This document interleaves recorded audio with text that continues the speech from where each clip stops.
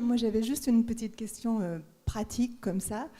Qu'est-ce que vous pensez de l'automédication? C'est-à-dire que les patients qui viennent vous voir depuis un certain temps, est-ce que vous les conseillez? Est-ce que pour eux, c'est possible petit à petit de se prendre en charge en fonction des symptômes qu'ils commencent à connaître, qui reviennent, etc. Qu'est-ce que vous pensez des dangers éventuels et de cette possibilité-là? Alors, pour ce qui concerne l'automédication, personnellement, je ne suis pas complètement contre. Je ne suis pas vraiment pour, mais enfin bon. Ce que je dis à mes malades, c'est d'abord de prendre des remèdes en très basse dilution, sur des courtes périodes, de façon à ne pas modifier trop la symptomatologie de base. Lorsque c'est quelqu'un qui vient de faire un bobo qui prend arnica, ce n'est pas du tout condamnable. Quelqu'un qui a, par exemple, des maux de tête, mais dont il connaît bien le remède homéopathique qui convient, qui prenne son médicament habituel, eh bien c'est très bien. Donc, il se guérit tout seul, il n'a pas besoin d'aller consulter.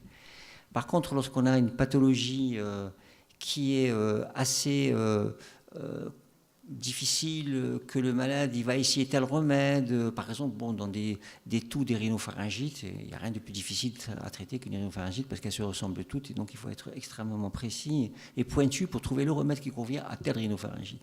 Et quand vous avez un malade qui a pris moult remèdes homéopathiques pour des rhinopharyngites à répétition, qu'il a modifié donc les symptômes parce qu'il en a effacé quelques-uns, avec certains remèdes homéopathiques, il en a raffermi d'autres, parce qu'il y a des remèdes homéopathiques qui entraînent des aggravations, ce qui fait qu'après, au niveau de la consultation, vous ne savez pas quels sont les symptômes qu'il faut vraiment prendre en compte pour traiter le malade, surtout si c'est une maladie chronique, et cette maladie chronique apparaissant de temps en temps comme ça, d'une façon périodique. Donc ça, c'est un peu plus difficile et il vaut mieux pas dans ces conditions. Donc là encore, c'est une question de discernement.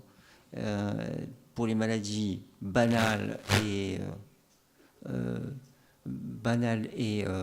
éphémères, oui, on peut faire une automédication. Lorsqu'il s'agit d'une pathologie qui est beaucoup plus étalée dans le temps et qui devient chronique, là, l'automédication peut être néfaste.